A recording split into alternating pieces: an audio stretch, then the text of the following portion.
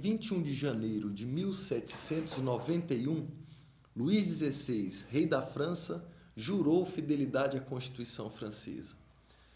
Mas ele não fez isso com sinceridade. No fundo, ele queria ganhar tempo, queria se preparar para uma reação. Luís XVI e Dona Maria Antonieta secretamente conspiravam contra a Revolução Francesa. Dona Maria Antonieta, que até então nunca tinha se envolvido em política, nesse momento começa a trocar cartas com seus parentes poderosos. Ela era irmã de vários reis, sua família muito poderosa governava países como a Prússia, a Áustria, a Baviera, Piemonte e Sardenha, duas Sicílias e Nápoles. A rainha Maria Antonieta era muito bem relacionada, era a sétima filha da mais poderosa das mulheres do século XVIII, a imperadora Maria Teresa da Áustria, e ela vai usar essas relações familiares para combater a Revolução Francesa. Ela passa a se corresponder secretamente com diversos reis da Europa, inclusive o seu irmão, o imperador Francisco José, do Império Austríaco. Essas correspondências sempre alertavam os parentes da rainha e os outros reis da Europa de que a Revolução Francesa poderia se espalhar, de que era um mau exemplo e que precisava ser contida. Os reis percebem que se a Revolução triunfasse na França, logo ela se espalharia pela Europa. E é por isso que nós vamos ter uma reação europeia à Revolução Francesa. A esse episódio histórico nós chamamos de a Contra-Revolução. A Contra-Revolução reuniu diversos países europeus sob o comando de uma coligação austríaca e prussiana. Essa coligação austríaca e prussiana acabaria formando um exército também contando com o apoio daqueles nobres que tinham saído da França no momento da tomada da Bastilha, e assim a França será violentamente atacada. Há uma grande mobilização popular, no entanto. Os próprios franceses, especialmente os sans-culottes, que eram os operários urbanos, se organizam para defender a Revolução Francesa. Essa mobilização popular seria comandada por dois importantes revolucionários, Danton e Robespierre. Também nessa fase de contra-revolução vai se destacar o panfletário e ultra-radical Marat. Essa mobilização toda atingiu seu objetivo. De fato, a França sai vitoriosa nesse contra-ataque estrangeiro. A vitória francesa é anunciada em 21 de setembro de 1792. Pouco depois, descobririam a trama da realeza contra a Revolução. Danton ordenaria uma devassa no Palácio das Tulherias e com essa devassa descobriria as cartas trocadas entre a rainha e os outros reis da Europa, e isso serviria de prova para a acusação de traição. Os reis seriam acusados de traição da França e em 22 de setembro seriam destronados. Em 23 de setembro de 1792 é proclamada a República na França. Os reis são presos em torres diferentes. Eles nunca mais se veriam. A partir daí, a França passa a ser governada por um órgão chamado de Convenção Nacional. Era um grande parlamento formado por 3 partidos políticos que representavam as classes envolvidas na Revolução Francesa. Você tem o Partido Girondino, que era formado pela alta burguesia da França. Essa alta burguesia não queria que a Revolução se aprofundasse e se tornasse popular. Como os girondinos se sentavam à direita da Convenção Nacional, ficam conhecidos como a direita. O Partido Girondino defendia uma revolução burguesa, moderada, que não se aprofundasse na questão social, por exemplo. Do outro lado do plenário da Convenção, do lado esquerdo, se sentavam os jacobinos. Os jacobinos eram a classe média da França. Era o partido mais radical, que defendia uma revolução mais profunda, que realmente atacasse a questão social e discutisse esse assunto. Os jacobinos, nesse momento da revolução, eles são os mais fortes. Estamos numa fase radical, os reis foram presos, a França acaba de expulsar tropas estrangeiras de seu território. E, de fato, podemos dizer que na criação da República Francesa, o Partido Jacobino é o partido mais forte, é o partido majoritário na Convenção Nacional. Havia ainda um terceiro partido que era chamado de Grupo da Planície ou o Grupo do Pântano, como preferem alguns historiadores. Eles se sentavam no meio da Convenção Nacional, entre as duas arquibancadas dos girondinos e dos jacobinos, e o Grupo da Planície era formado basicamente por banqueiros muito ricos que não tinham lado político nem ideologia, eles estavam sempre do lado de quem estava no poder, não é? Eles pretendiam garantir certas regalias para os bancos, taxas de rendimento e etc.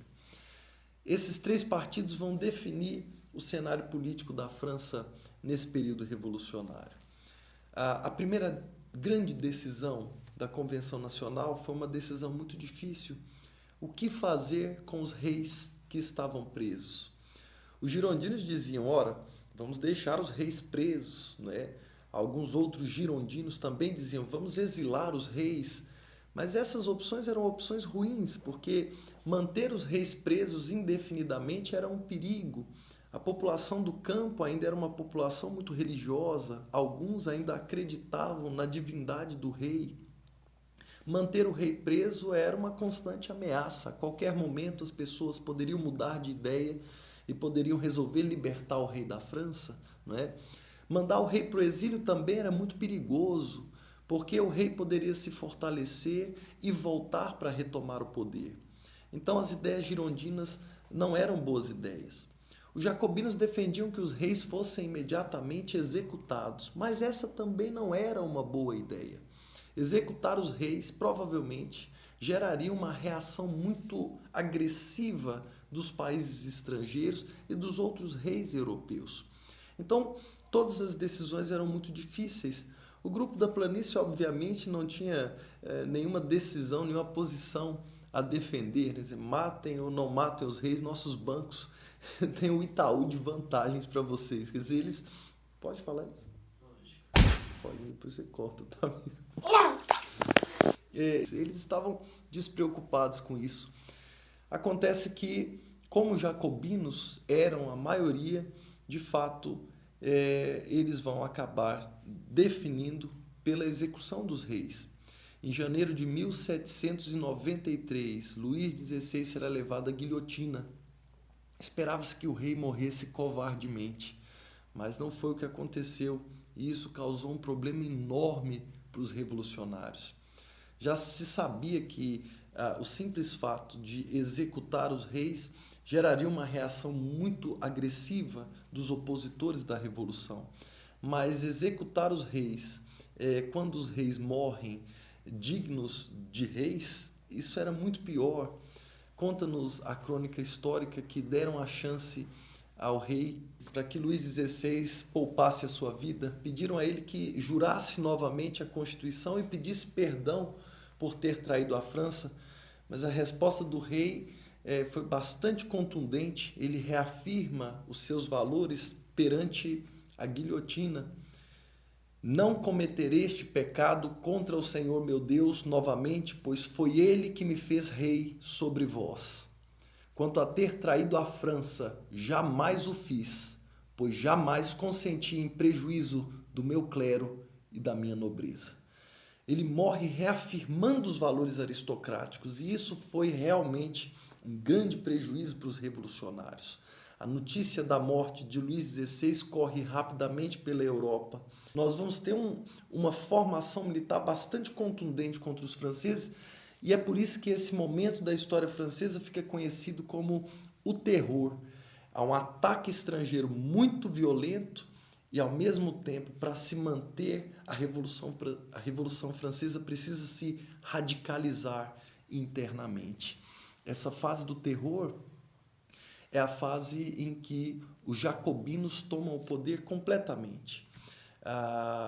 Para se defender dos inimigos estrangeiros, a Revolução vai criar o Comitê de Salvação Pública, Esse comitê arregimentava os homens dispostos a irem à guerra e esse comitê tinha a responsabilidade de defender as fronteiras francesas.